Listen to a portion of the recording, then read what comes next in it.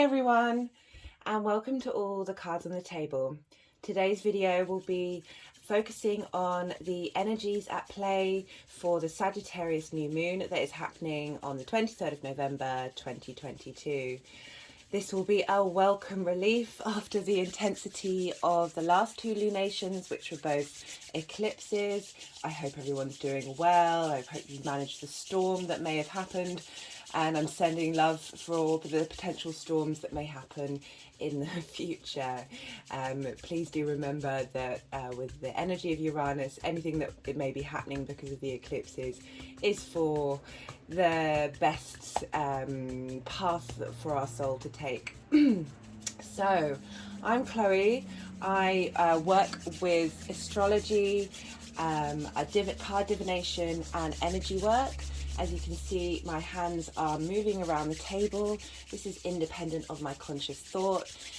So I channel through my body as well as with the divination and adding on the sort of mental coherence of astrology, bringing in together the 3D and the 5D to help us understand how to move through this collective energy. This reading will be a collective reading. I will be putting out a video for all the 12 signs that will break down the astrology in more detail for your particular rising sign, and I will be pulling cards for each of those signs, so please do check those out. I just want to say a big thank you to everyone who's engaging with the channel. I really appreciate all your comments, likes and shares and subscriptions.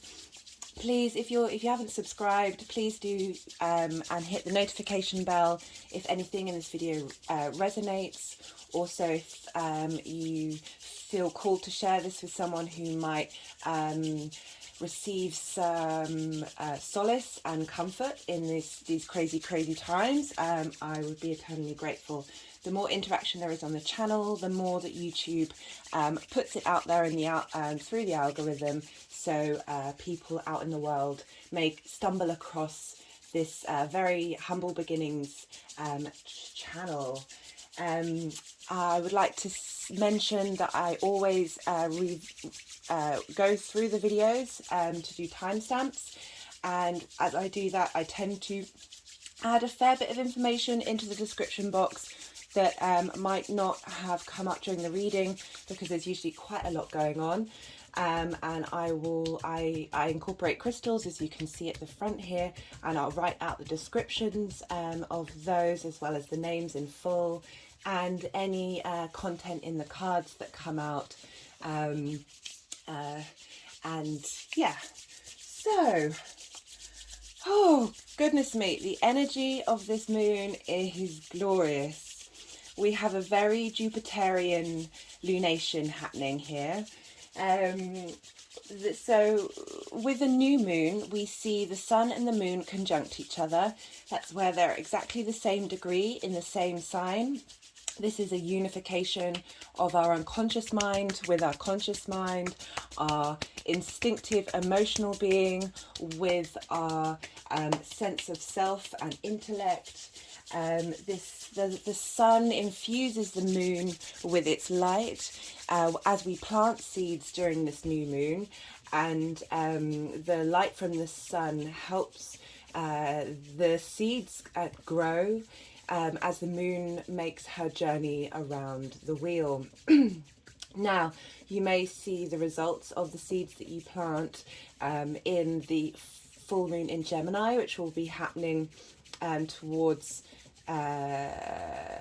the end of Sagittarius season, or this may these seeds may manifest in the Sagittarius full moon that will be happening next year in a 6-month cycle. So, so Sagittarius is the third fire sign in the zodiac. And it's the collective fire sign, so where we have Aries, that is more the instinctive individual, we have Leo, which is the social fire sign, and then we have Sagittarius, which is the collective fire sign. Sagittarius is a mutable sign, which means it's adaptable to change. It is ruled by Jupiter. Oh, I'm not sure if those wanted to come out. We'll see if they come back round again. That happened quite a few times in my last video, where there were cards that I wasn't sure if they were meant for the reading, and then they kept coming out, and I was like, okay, all right, I'll take the hint. So we have Sagittarius. So as I said, it's ruled by Jupiter, and Jupiter is very expansive. It's very encompassing. It is represented. It's your philosophical beliefs and your ethics. This sense of truth, and so with Sag, it's very much linked to. There's a lot of optimism and generosity through that expansion with Jupiter. We have the law is often associated with Sagittarius, as well as with Libra. I have an example of someone I know who has a Sagittarius rising and Mercury conjunct her sun in the first house, and she is a lawyer. And one of her phrases was that when she went to court, she'll be wielding the sword of justice. I thought that was a lovely little example that came to mind when I was thinking about Sagittarius. And you know, that's an extreme version of Sag, but you also see it in more of a day-to-day basis, where you may the Sag qualities within you may want to speak up for those who aren't necessarily heard. And that comes through with a sense of generosity and linking back into your philosophical, ethical beliefs of, you know, fundamentally we wish those for people to be heard and seen and understood. And where there's a sense of injustice, the Sag can tend to come out into the forefront. Oh, I have quite strange energy going on in my arms at the moment. I'm not quite sure why, as Sag is linked to the thighs. And I was looking up what benefit having strong thighs are, and one of it was the extension of life, and it made me think about Jupiter and the abundance factor and how Jupiter can contain all of the planets of the solar system within it. It's that sense of continual flow. And so I thought that was quite funny that the extension of life was linked to the strength of the thighs. We also have the symbol of Sagittarius is that of the half horse and half man. This blending of a more animalistic nature with our human nature, although arguably we are all nature, and that division is somewhat we've come a lot further with that in the way that we look at consciousness in creatures and not separating ourselves from that. But with Sagittarius, is the archer. It's the pointing the bow in the direction of truth, having an aim and a direction in which to go. Sagittarius is also heavily linked to traveling and exploration, not wanting to be tied down, the desire to explore. I've seen Sagittarius can benefit greatly, I mean we all can, but really greatly from traveling into a different environment and broadening their perspective. And it really seems to hit home with Sagittarius is when they do that. And again, this is linking back to philosophy and your understanding of the world. And the more we broaden our perspectives, the more integrated we are, because we are all essentially the same thing. And the more we understand that there are similarities and familiarities everywhere, the more we can embrace that which isn't our norm and be more inclusive. And again, that's linked to Jupiter and that expansion, the wish to absorb everything and contain everything within it. Definitely linked to abundance, and as I said, generosity. There's the potential, I wouldn't say negative, but you have to watch out if of overspending, of stretching yourself too far. But there's a lovely uplifting warmth to Sagittarius. As I said, it's a fire sign. It's the collective fire sign, so it's more community based as well, but really thriving from being around groups of people and being within your tribe, while not feeling, as I said, that confinement of blending into being restricted in who you are. There's still that deep sense of freedom, as I said, with the centaur, the half horse, half human, that need to roam, that need to be different and be your own individual, which can be quite strong with Sagittarius. There's a real, with Jupiter ruling Sagittarius as well as Pisces, there's this sense of luck. But with Jupiter, it's more the providing of opportunities that we have to take advantage of. We may receive lots of opportunities but not take advantage. There's with the Trine, that is a Jupiter aspect, it's very free flowing, it's very inspirational, but you can sometimes take things for granted with a Trine. But we'll come back to that Trine later, because that's one of the most prominent aspects that we have to the Sun and the Moon, and that is a Trine with Jupiter. But let's go back to Sagittarius so we can get an understanding of what this lunation's all about, and what's the lens we'll be looking through when we sit with this energy over the new moon. It's a good practice to we haven't done it during the eclipses.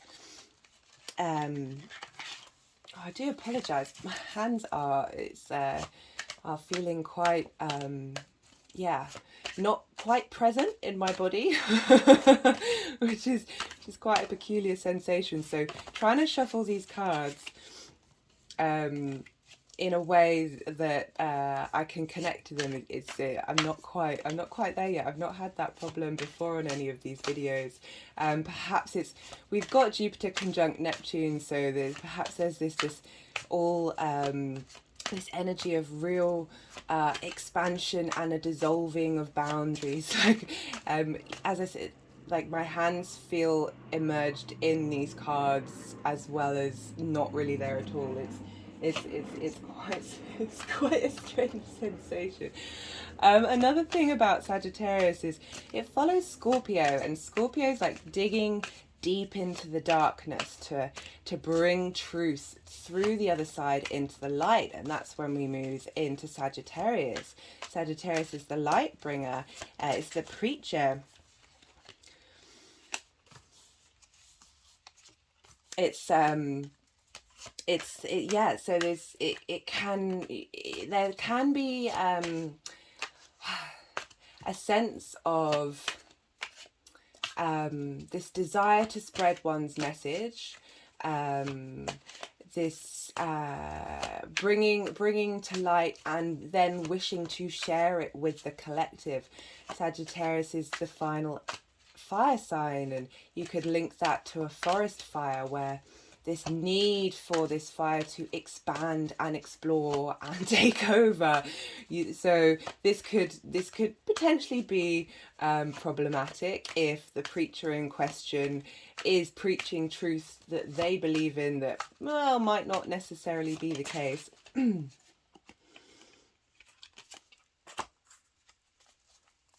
So I just pulled the Three of Cards as I was saying that, and that's the sense of betrayal, and arguably with my saying that's when we become too I'm just trying to get this out of the ring light. When we become, oh no, that's really quite Boolean. I'm going to try and sort this out at some point. When we become too certain of our beliefs, we become arrogant and overly self-confident, that we feel that what we are saying is truth and no one else holds truth. That causing pain to others' hearts through our own sense of objective language.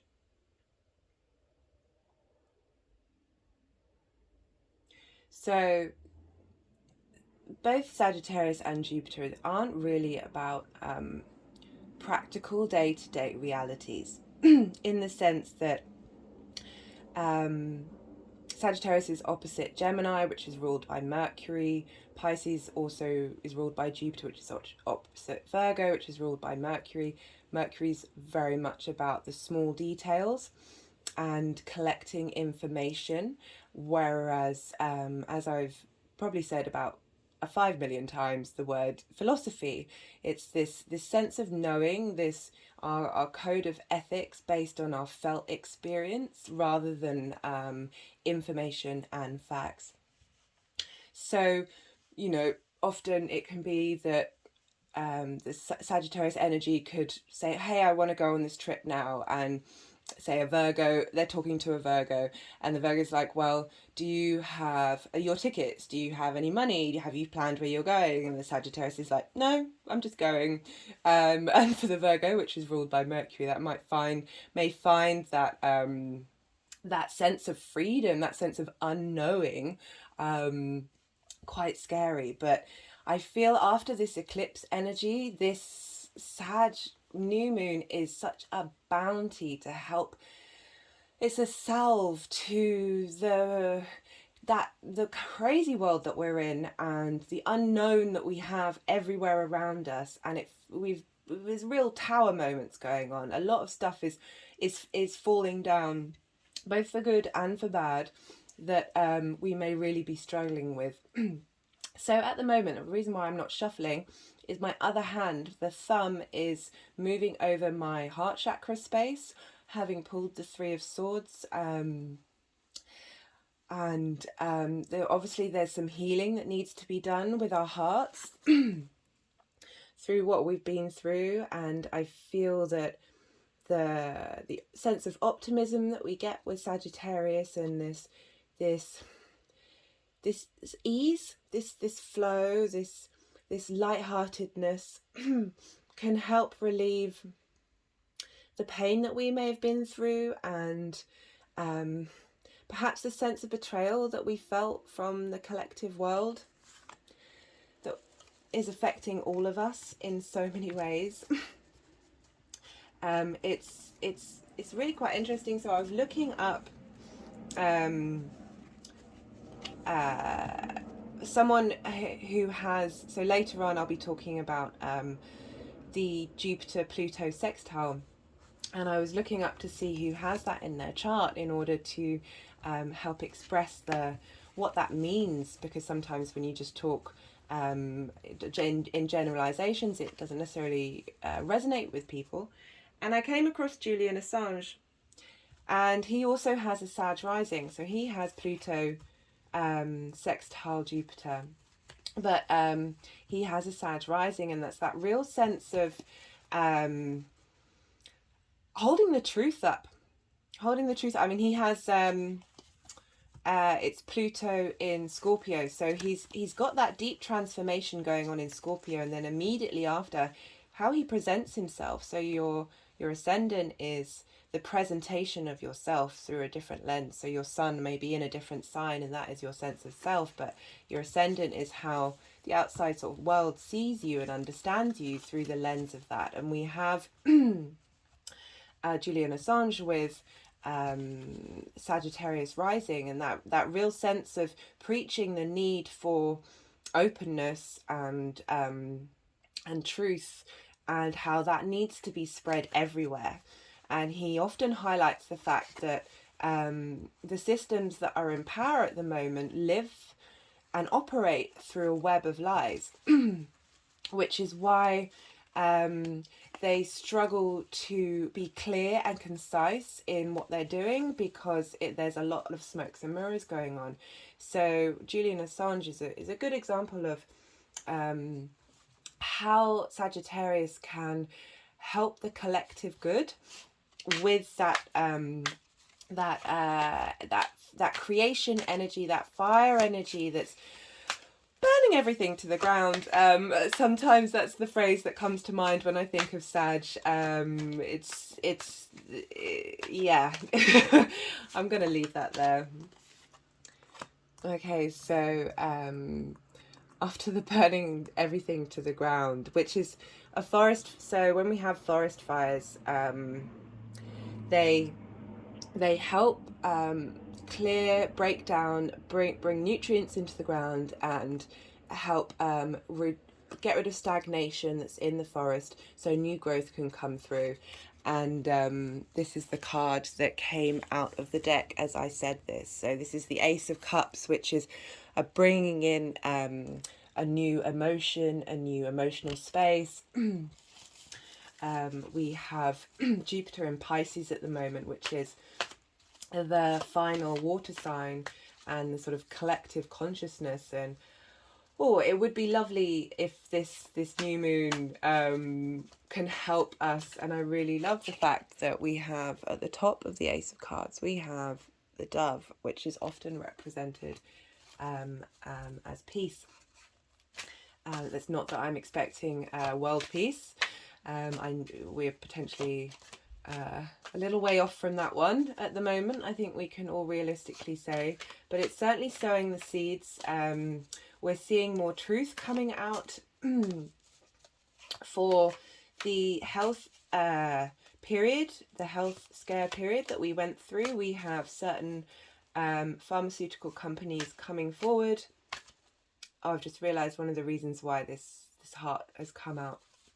So we've had pharmaceutical companies coming forward and saying how they are now doing trials and research into the phenomenon of younger people suffering from heart problems because of a certain product that they have been promoting and enforcing. This is something that a percentage of the population of the world have known for some time, but have been called various names, and everyone thinks they're wearing tinfoil hats. Funnily enough, at one point, the energies were really keen on me wearing colanders, silver colanders on my head.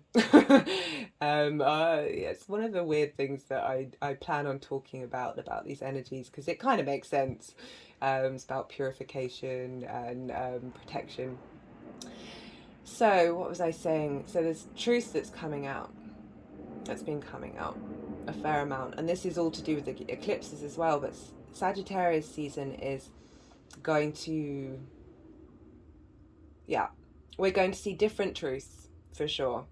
But it is comforting to see that finally the mainstream news is, to an extent, not as much as I would like it to, putting out information so we can all make informed, autonomous choices as individuals. So we do need a lot of heart healing going on for us all, both on a physical and an emotional level. So where was I? I was talking about Julian Assange.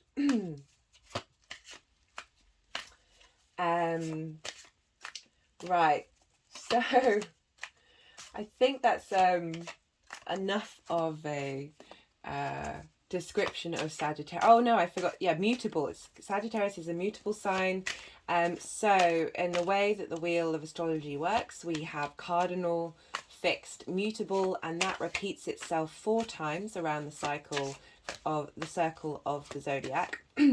We have cardinal that starts things, fixed that continues that which cardinal started, and mutable that is that flow, that flux moment between the next cardinal start point. So mutable's good at change, at taking what was working from the fixed energy, dropping what wasn't, and bringing forth the energy of that cycle into the next cycle. It's very adaptable, and good at moving from one place to another. So we have this transition energy, this real flexibility after those 2 fixed sign eclipses that felt very karmic. We're now in flux energy, fluid energy. This is a really great time to bring about change in your space. And so with this new moon, where we have the sun and moon conjunct one another, as I said before, we're really infusing our conscious self into our unconscious. We're bringing up our unconscious needs into our conscious mind. There's a real blending and melding of the energies of the sun and the moon together. And in Sagittarius, this is about our life philosophies. This is about what moves us, what's at our fundamental core, and how do we want our philosophies to be and change in this new world. How do we want to see a change in our day-to-day existence. Just pulled the 9 of Pentacles, which is about wealth. It really is a wealth card in the 3D sense, and Jupiter is often linked to wealth, but that's not necessarily just money. It's the things that you put value into that bring you a sense of wealth. And we have this trine with Jupiter that is helping us bring abundance into our philosophical way of thinking, and our expansion of the unknown, the inclusiveness of a difference, this unification through expansion. As I said, look, Jupiter could contain all of the planets within it. That sense of having all these different planets. It was just a lovely image of seeing all these different energies within one energy, and that is the universe itself. You know, we're able to be the one within the all, and the all within the one. So with this moon, sun and Jupiter trine, we have like this real sense of emotional support. Jupiter is very giving in its nature. This sort of, with the moon, we have a felt sense of truth. We might not necessarily be able to put words to this. You know, as I said before, Jupiter is opposite Mercury when it's both in Sag and Pisces, the rulership of Mercury, of Virgo and Gemini. So we're not really looking at the small details when we're dealing with this moon. We're not thinking about the how and the why. It's just this sort of felt knowing of the unknown, of being able to so with divination, with this strange thing that happens to me with my body, that energies are moving through, there's a sense of unknown. There's a real sense of, I don't have all the answers. It's one of the reasons, I know, as much as that deeply frustrates my Virgo sun, I don't have all the answers. I'm trying to do this channel both just to help people give a bit more understanding of what's going on in the world with these energies, with these strange forces, and how it interrelates with our day-to-day, and how we can utilize these the energies to our highest possible good. Productivity is a bit of a harsh word, I think, but certainly in a way that helps nourish our soul in whatever journey our soul is on. So we have, as I said, the moon and the sun, and they are trine Jupiter, and we'll we have this sense of belonging. We have this abundance of light with the sun and creativity, and this self-confidence that we can charge ahead. We can explore the unknown. We want to roam and travel, whether that's physically, mentally, emotionally, spiritually. So that's the Prince of Wands that just came out there at and the Prince of Wands. So this is wand energy, this is fire energy, and sorry, the page. The page is that heralding in new new energies, new manifestation possibilities, new drive, new motivation. It's interesting that there's a desert in the background.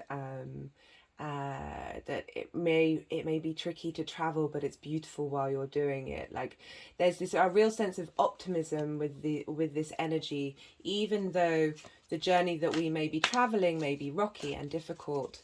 We're gonna have a smile on our face. Oh, this card's around the wrong way. Or at least Jupiter is inviting us. Jupiter and Sagittarius are inviting us to have a smile on our face. So Jupiter is actually in Pisces. So traditionally, trines are aspects that link same elements together. So fire, there's fire trines. So two signs that are fire will be linked via trine. Water trines, air trines, and earth trines. Okay, it wanted the Hangman. As I said, Earth trines, we've got the Eight of Pentacles, which is about your work has already been in progress, and now you're still in that state of growing and manifestation, and you are learning to master you are in the stage of mastery and learning mastery in your endeavors in the 3D world. And it's that finding joy in work, joy in the process of the work. So with an earth trine, that would be a free-flowing, because Jupiter is a trine is a Jupiter aspect. It's that sense of abundance and free-flowing and pleasure and optimism from the trine. So with that coming up on the earth trine, even though we don't have an earth trine now, but I think it's sort of pointing in the direction of how this huge amount of fire energy can help manifest. We also have Pluto coming up in this as I talk through this, and the Hangman came out, but in reverse. So we have potentially been in a bit of state of limbo, a state of surrender for a while, and waiting to receive information. And with it in reversed, it means we're moving past that stage of limbo, of receiving. We are gaining knowledge. Okay, so this card came out earlier, but I didn't mention it until it wanted to be spoken about. This is the Ten of Swords in reverse. This sense of betrayal. Again, you know, the swords are, the person has been stabbed in the back. This abject sense of mental destruction, as these are swords. So it's this mental anguish of feeling betrayed and essentially damaged so much that you can't get up. But it's in reverse, so we've moved past that moment, and then that's been placed with the Hanged Man. So I feel like a friend of mine asked me if I'd felt like time had softened, because for so long I'd felt like time was all over the place. It was both too fast, not too fast, it's both fast, slow, not happening at all, happening all at once. There was a real jumble, and recently I've definitely felt that time has sort of fallen into place in a little way, and that may be represented by the Hanged Man, that we're no longer in status, we're no longer observing from a upside down perspective. From what we've learned from that upside down, still solitary perspective, is we have now absorbed. So interestingly, about this trine that we have with Pisces, as I was saying, this is this is a fire trine, and this is a trine, but it's an out of sign trine. So it's by degree only, because Jupiter is actually in Pisces, which is a water sign. So when we have aspects that aren't in their normal formation, when they're by degree rather than by sign, you look to what aspect the two houses that the planets are in. So we have the Sun and the Moon in Sagittarius. If Jupiter was in Aries, that would be a fire trine, but it isn't. It's moved, it's retrograde, it's now in Pisces. So Sagittarius and Pisces square one another. They are both mutable. They have that in common, but they don't have anything else in common. They struggle. There's friction between them, and they produce aspects between Pisces and Sagittarius produce a square, which is an aspect of Mars. And this is when two energies are butting heads at a 90-degree angle. There's real tension and friction. However, this is really lovely and great. I was so this tickled me, because I initially thought, well, maybe it would be easier if we had Jupiter in Aries. That would be some really powerful energy. But Jupiter's actually in Pisces. Jupiter also rules Pisces traditionally. In modern astrology, Neptune rules Pisces. They are both in the sign together. But I'll talk about Neptune and Jupiter in a second. So we have Jupiter in Pisces, and it's forming a trine to the Sun and the Moon. However, when it's out of degrees, the energies are thinking like a trine, but acting like a square. So often with trines and sextiles, which is the aspect of Venus, these are the benefics aspects. They're very free-flowing, they're very easy, and they're very inspirational. They don't necessarily manifest easily in the 3D world unless you put your mind to it. And this is where squares and oppositions come in. So squares and oppositions cause friction, they cause tension, and they help create, the whole universe is moving because of friction. Like it's if we didn't have that, things wouldn't change, wouldn't evolve, we wouldn't have the cycle of life, death and rebirth, we wouldn't be able to build things. We really do need squares and oppositions.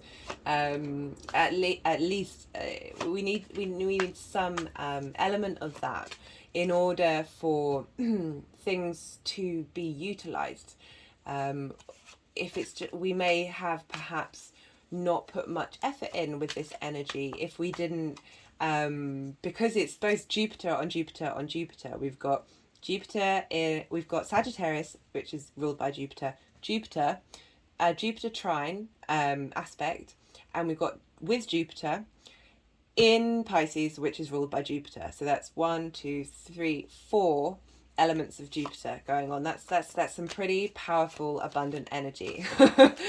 We don't have any. We don't have the influence of Saturn to help set planning. There's very much a free for all going on with this energy. But that's what I really like about how, because this is a degree based trine and it's out of sign, we are experiencing and expressing this energy through a square, which means we have more chance of bringing in the physicalities, manifesting this with all this fire energy, with this abundance energy, because of this square. And as I said that, the Queen of Pentacles came up.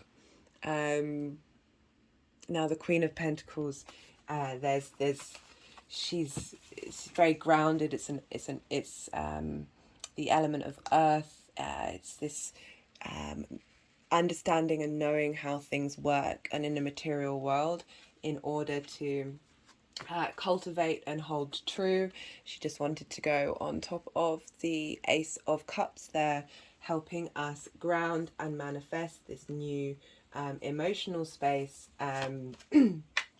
that's being created, because Jupiter is in Pisces, which is a water sign, which is our emotions. So we're going to have this within this fire energy, this ability to have this felt sense of what it is we need to draw in, what it is that we need to question in our beliefs, in our sense of standing up for those who can't stand for themselves, or helping facilitate people's ability to speak with their own voice. Revealing the truth as much as we possibly can objectively. We obviously all have our own sense of subjective truth. We have to hold space for that preacher within us, while always maintaining a space of knowing that you could be wrong and that other people are going to have different opinions to you and are going to express in different ways. And that's okay. Like, try and not lean into the arrogance and the self-conscious, the overtly too much self-confidence, and the thinking that you're right rather than appreciating that everyone holds space for that. So with this trine, we're sort of bringing like an abundance of an emotional life, where it's particularly with the moon and the self-confidence with the sun, we're feeling really comfortable and welcome in our own bodies and our own feeling and our own sense of who we are. And what I like about this is that we also have Mercury and Venus in Sagittarius, and they are trine Chiron, and that's a fire on fire sign, because Chiron is in Aries. And so, as with the Aries full moon, which we had with Venus and Chiron quite heavily, I recommend going back and looking at that to see where you were at that time. That was producing a lot of triggers. There was a lot of tension. This is going to be a really beautiful aspect that's facilitating and helping us work out the changes in growth and expansion and abundance that we want to see in our lives. It's going to help using that fire energy to transform the wound of Chiron that's within all of us into a gift that we can give to ourselves and the people around us. It's real collective energy of helping us release our traumas, so we can coexist with one another in a way that doesn't produce separation and limitations, that we're able to not throw the baby out with the bathwater and see everybody as different but also unified at the same time. So where was I? Yeah, so we have Jupiter conjunct Neptune. And Neptune is all about dissolving reality, while accepting that there are many different forms of reality. It's very happy to hold space for everything, and I'm really enjoying the fact that Jupiter is back in Pisces with its co-ruler, and with this lunation.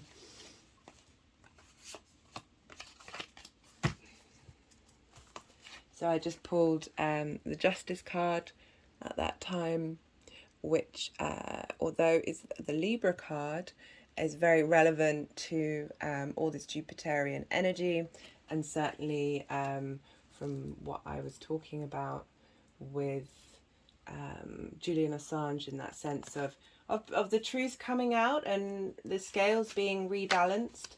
So where was I with Neptune? So this is, so I found an example of someone with a Jupiter Neptune conjunction. Now this doesn't happen very often. So where was I? We're not going to have Jupiter and Neptune in Pisces at the same time until 2188. I'm going to let that sink in. We're not going to have Neptune and Jupiter in Pisces till 2188. So this new moon can be utilized in quite a special way. We're not going to have this energy. I'll say it again. We're not going to have this energy. And at the point Jupiter will be retrograde, and so is Neptune. However, 5 minutes after the exact moon and sun conjunction, when they're exactly at the same degree to the same minute, 5 minutes later, Jupiter is going to station direct. And when planets are station direct, this is incredibly powerful. This is big energy. So we are being given another bounty from Jupiter, where it's like, okay, so you're looking inward, retrograde, you're at your own sort of deep inner philosophical beliefs and what's at your core of your ethics, and how you want to operate in the world and how you want the world to operate, and you sort of mastering that and changing that up during this new moon, and then bam, your Jupiter's going direct, and it's going to help sort of bring about and show opportunities that weren't right for you. It's going to help bring about new opportunities that you may have missed that are coming round again, because when a planet goes direct after being retrograde, you're re-going over area that you've already gone over. So things that you may have missed are going to come to light, and you're basically getting a do-over. So this is I would say what the fifth aspect of Jupiter to this. If we have both retrograde and direct, pretty much in the same lunation. I mean, 5 minutes off the... Oh, that's going up. Yep, that's a lot of Jupiter. A lot of fire, a lot of energy, a lot of abundance. And I'm talking about the flame. My candles just burnt all the way down. I lit a candle because we're dealing with fire energy here. And I like to bring in the elements.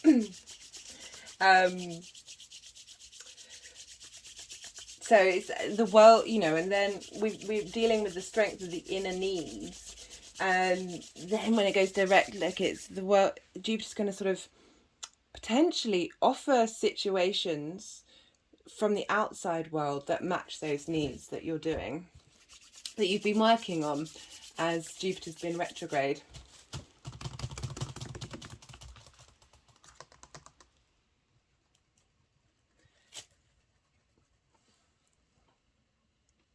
So, I pulled 2 cards, as I tend to do, before each reading. And I don't tend to read or come to them until the energies wish me to. I'm just going to pause and have a sip of water. I'm feeling quite parched. Apologies for that. So, when I pulled this card, I was surprised, if I'm honest. The energy that I felt linked to this lunation was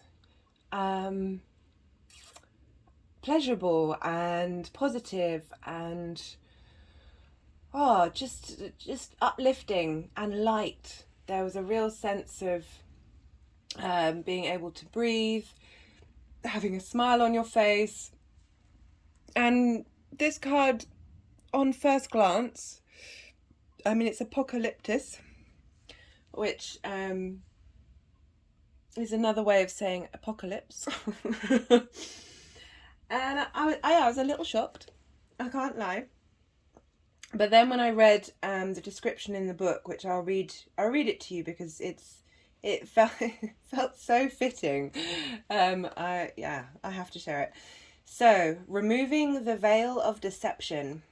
Apocolypsis indicates a particularly painful time, one that unfolds when two disparate dynamics occur simultaneously, pulling the psyche in seemingly opposite directions. The first is the lifting of the veil. This means truths that have been kept in the dark are revealed, seen and unearthed. No matter how revealing it is to witness them come into the light, an element of despair and grief follows. The second dynamic is the regeneration that comes from the wreckage of the revealed truth. The old narratives break and a new story forms. Apocalyptic energy is similar to a forest fire devastation for the sake of regeneration. The veil lifts and we see who and what has been hiding. From the nakedness of truth, a child is born. Have faith in the process. Hold on to your center. That is the only way. Now, considering, it's mentioning several things that I've already brought up.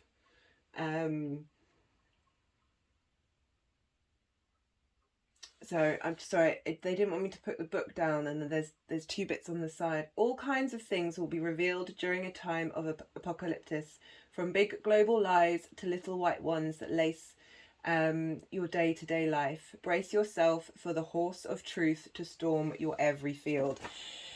Horse, so we have a half horse. We have forest fires, Sagittarius in the sign of fire. And we have lies being revealed, the truth being the truth coming out. This is all very Sagittarius energy. So it's not funny, but it did make me chuckle.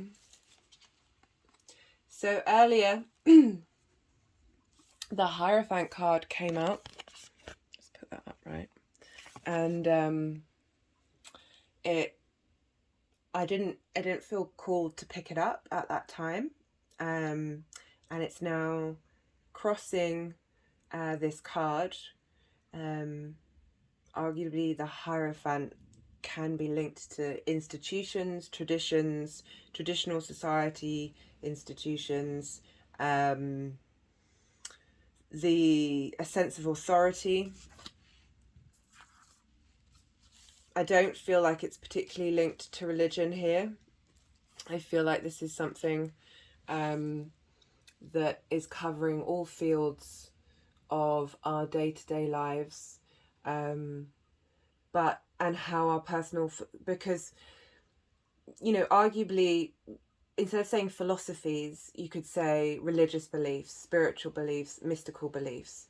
I feel like philosophies is a more inclusive word.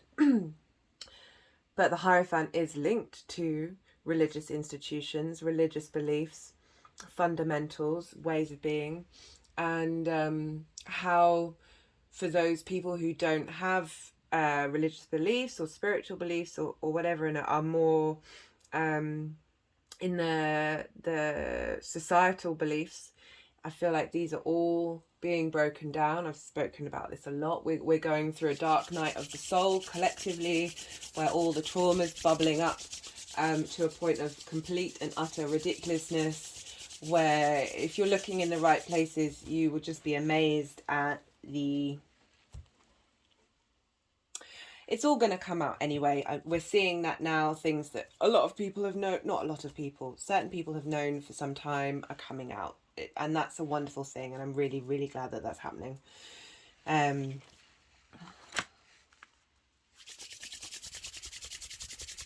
just wanting to do a bit of energy work over these two cards that have been put at the side of the table. I've also, this was something that was given to me the other day, and I thought that was very Jupiterian. And I found an acorn on the ground and instinctively picked it up, and it's been sitting on an image of Sagittarius for the last since Saturday. Today is Wednesday, and I couldn't quite understand straight away what that had to do with this new moon. And the more that I mean, apart from the obvious of planting new seeds, if you plant an acorn, a tree will grow. Perhaps because it's the acorn and it's a tree rather than, say, growing a plant or a vegetable that has a quicker time frame, trees take a little longer. That what we're doing now is part of a new cycle or an end of an old one, because Jupiter and Neptune will be moving into Aries, and that starts a new cycle for us collectively. That we are, because Jupiter is in such late degrees of Pisces, we're and Pisces is also mutable, so we're also shifting. We're collecting that which serves us from the old cycle and taking it through into the next one. And even if you're not even aware or using your mind in order to communicate with yourself, the Mercury, there may be a more felt sense, and perhaps on the day of the new moon or around it, just sitting and meditating and connecting with that Pisces collective consciousness energy, that Neptune energy, that deep compassion and forgiveness that we can hold for our for our society and the collective wrongs that have happened. Okay, so while they interrupted, this was the other card that I pulled. And this is from the Rumi's Gift Oracle deck. And each time I do this, and there's a poem. In the midst of the ocean of love, the mind asks, "Where are you?" I cry, "I do not know. I do not know." "What path are you taking?" "I do not know. I do not know." "You are being led by the madness of love. How can you survive?" "I do not know. I do not know." "You should be afraid. You could die." The moon whispers, "It's okay not to know. You were born with wings to soar. The real question is, why do you remain huddled in your cage?" So I went to pick this up when I was talking about Mercury and not being, even if you can't use your mind to communicate to yourself what this energy means in the small details. This is a real intuitive, sensation-based, felt sense that means getting out of your mind. I mean, we have the mind here saying to the self, "You should be afraid. You could die. You don't know anything. Where are you? What are you doing? Who are you? What's going on?" All these questions. And it's just lovely that the moon is whispering to us, both in this poem and in the sky. Honestly, every time I've noticed recently that if I'm feeling a bit frustrated, or if my emotions are a bit off, all of a sudden my head will, if I'm outside, my head will turn and I'll be looking directly at the moon, and she's just winking at me, saying, "Hey, it's okay, it's all good." So the moon whispers, "It's okay not to know. You were born with wings to soar. Why do you remain huddled in your cage?" We don't necessarily need our cognitive mind to work through what this energy is all about. Perhaps meditate, perhaps free draw, or do free writing, or just do something where you're in a state of mindful, not conscious meditation where you're sitting being still, but where you're doing an activity where you're just in a space of ease, and not needing a purpose, and not needing answers, and direction. Sagittarius wants to roam free. I wants to explore every possibility. You are opening with all this abundance energy, and you've got Neptune that's about dissolving any boundaries. This is a real free-for-all here, guys.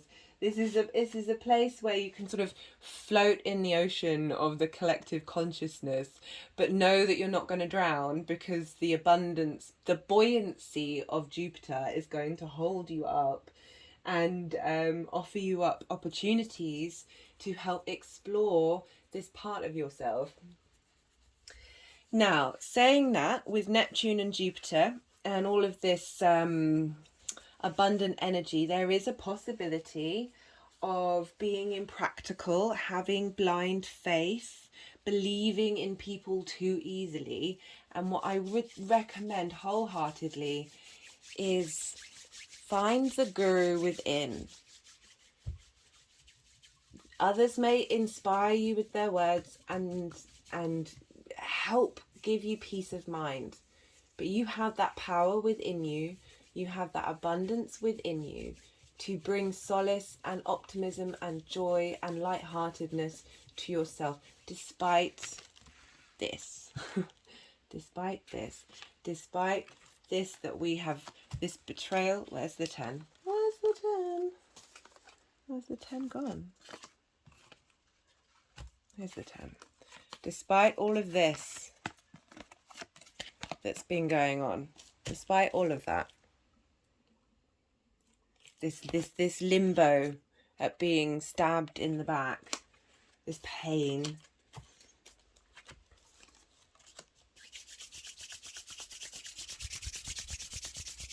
so that was I found both were confusing to me to start off with, but then make so much sense, those two cards, and I really thought that was so lovely for the moon to talk to us really quite directly. So what do we have next? we have Jupiter sextile Pluto. Now this is a really powerful influence to make positive changes, because this is a sextile. This is a aspect of Venus, which is about harmony and balance. So we are harmonizing and understanding transformation. We're seeing the benefit in destruction, and it's helping us re-examine our values. Again, Julian Assange has Jupiter sextile Pluto, and his attempt at bringing the truth to light, digging it up, transforming the way we look at the world and the way we understand it. I just thought it was such a wonderful way of explaining what that Pluto-Jupiter sextile is about. It's real like Pluto is a powerhouse of energy, serious power. But Jupiter wants to do good things. It wants to bring nice things. It's the good time guy. It's the god of heaven, and Pluto's the god of the underworld. If we look at mythology, we have these two combined in a really positive aspect that we can then utilize and help transform. If we look to where Capricorn is, that's that grounding energy that we need, following this manifestation energy of Sagittarius, where in Capricorn we put that down in, we ground that into the earth. And we have that lovely energy coming through with Pluto. So it's giving us real power and strength. So my hand is just going over the Queen of Pentacles. I'll just hold it up for a second, which is that Pluto earth energy.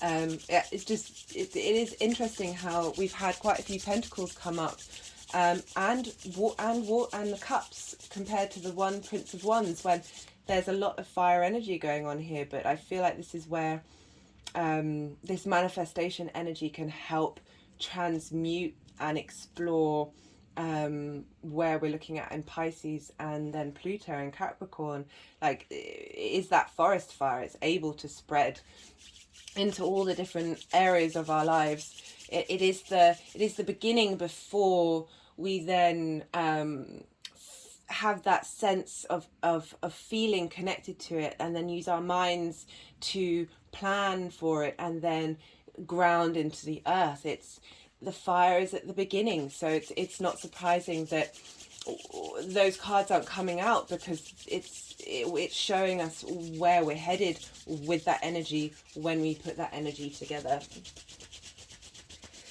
So the final aspect, which I think is really lovely on a personal level, is the Sun and the Moon square Vesta.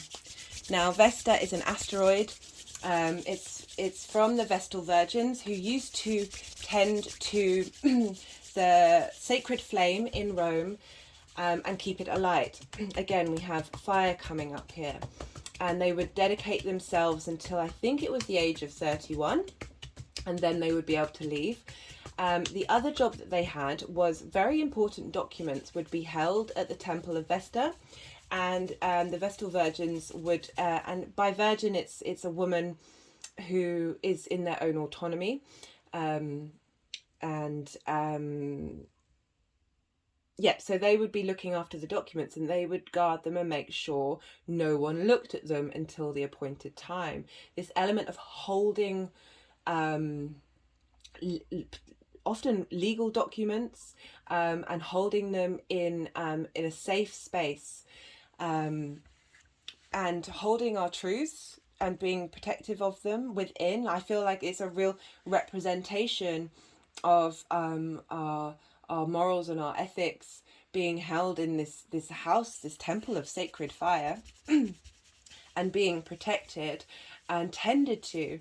Now, because we have this square with the Sun and the Moon, and Vesta's just moved into Pisces, which is our beautiful collective consciousness. It's very dreamy, imaginative. Again, words aren't necessarily come easily to Pisces. So it's really our felt sense of need. And the way I looked at this square is the need for your day-to-day routine to provide soul sustenance. And that can be in the smallest of things. It just an attempt to take care of yourself, and try and see how your soul expresses itself on a daily basis. And if that feels slightly, if you're not quite sure, just sit with yourself, see what brings you, and I mean the smallest things, in the same way that when I see the moon, it just fills me with this warmth all over. And you could get that from meditation, you could get that from yoga, get that from cooking. It's the tending of the day-to-day, the bringing that sense of optimism and abundance and joy of Jupiter into your daily habits that really sit with how you view the world, and not how you would like the world to be, for how you're sorry, this video's been going on a little while. My words, I did say you didn't necessarily need to have the words to try and understand what this energy is about, and I think my fumbling mouth just exhibited that quite clearly. Do we have any more cards that we want to pull for this lunation? Any final messages from the cards? If my words aren't doing it, then perhaps a card will, if any wish to come through. But yeah, just really, I'm sorry if that sounds a little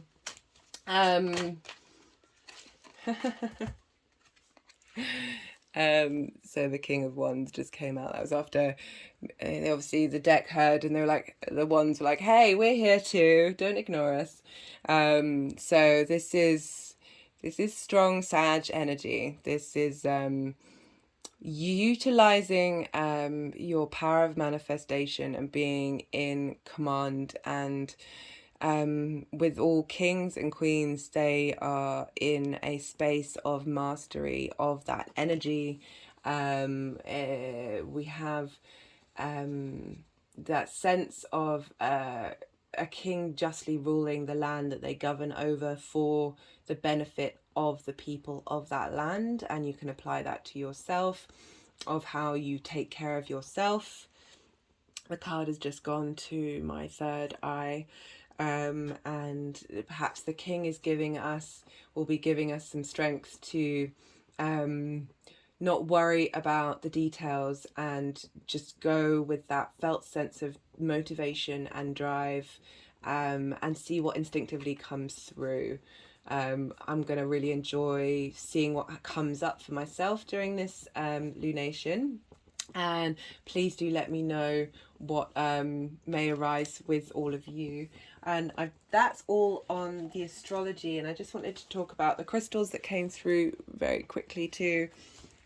I thought this was a short lunation, but I apologise if my videos are still very long. I'm not good at short things or articulating myself very well. Okay, so we had 4 crystals that wanted to come out to play. The first one, let me see. This is going to be really quite hard. This is a garnet. For it to come out, you can see that it's got let me get you in focus. No, that's not going to work. So, a garnet enhances one's internal fire, bringing creative powers to the stage of implementation, helps recognize inherent responsibility with respect to personal freedom, helps discourage chaotic, disruptive, and disorganized growth, brings counsel to assist in hitting the target. So we have Sag with sorry if that was falling out of shot while I was, because I write down what the crystals are. Sorry if that was out of shot. So we have the garnet hitting the target, Sagittarius with its bow and arrow. I really like that it's helping enhance our internal fire, so helping us connect to that Sagittarius energy. And again, respect to personal freedom, our autonomy.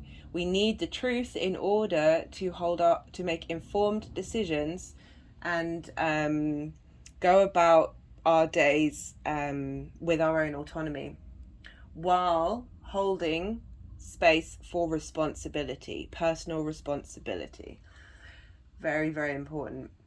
And how this stone is helping us move through the chaos and the disorganized growth, and really helping us. Oh, so the stone has just gone right on, don't know if you can see it, onto the center of that eye, helping us move through the tower energy that we've had with the eclipses and what is very likely to continue. We're certainly not out of the tower energy, so hold strong, everybody. We'll get there, and it's important for us to be able to hold a place of serenity during this space, during these times of chaos. So this is Amazonite, and this helps to simultaneously attune to both the spiritual dimensions and the province of chaos in order to facilitate the complete traversing of all boundaries. That's a bit of a mouthful, but for me that summed up Sagittarius and this Pisces energy with Neptune and Jupiter. So I'll say it again. Simultaneously attune to both the spiritual dimensions, Jupiter and Neptune in Pisces, and the province of chaos, which is what we've been going through, in order to facilitate the complete traversing, Sagittarius, traveling, roaming, exploring of all boundaries, Neptune. Rejuvenates the heart and throat chakra, Now I feel like we all need some gentle love for the heart chakra and the throat chakra. Oh, they've just been pointing it at my throat and my heart.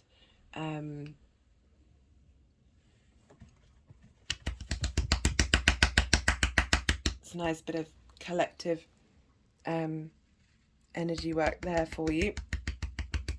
So as you can see, there's a piece of rose quartz there that also wanted to come along, and that brings calmness and clarity to the emotions and helps restore the mind to harmony after chaotic or crisis situations.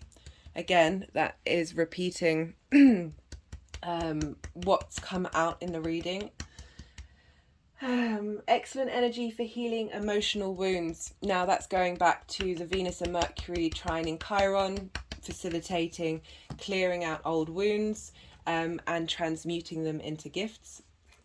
We also have smoky quartz, which has citrine in it, and this helps remove unhealed baggage, transforms negative energy patterns. It's a grounding stone, and it promotes joy of living. This came up in the Aries full moon, again with the aspects to Chiron. I'm just going to hold these up here so you can potentially see.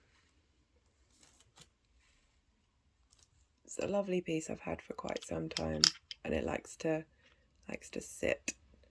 Let's see if we get the guy on it. Oh. So we're getting some protection, we're getting some love, we're getting some healing.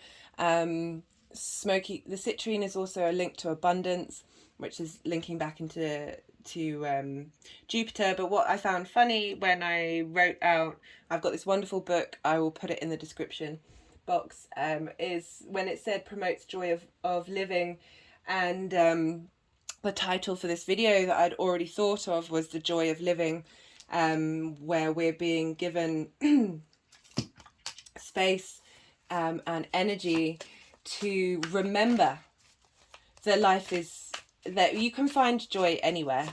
You really can. Even in your darkest moments, finding the smallest of things to help bring the biggest of expansion of love and optimism within yourself is possible. It can be hard work. Everything is so quite difficult at the moment. Just when you think you're getting over one hurdle, another one pops up, and often these hurdles are completely out of our control, and we're all potentially losing our minds. But through losing your minds, you come through a dark night of the soul and you come out the other side. Like, I find solace in the things, for me, that aren't necessarily how I would like them, is to learn and try and find a way to grow through them. And acceptance and expansion of that energy, that shadow energy, really come to love it and understand that it's all part of our soul's experience. As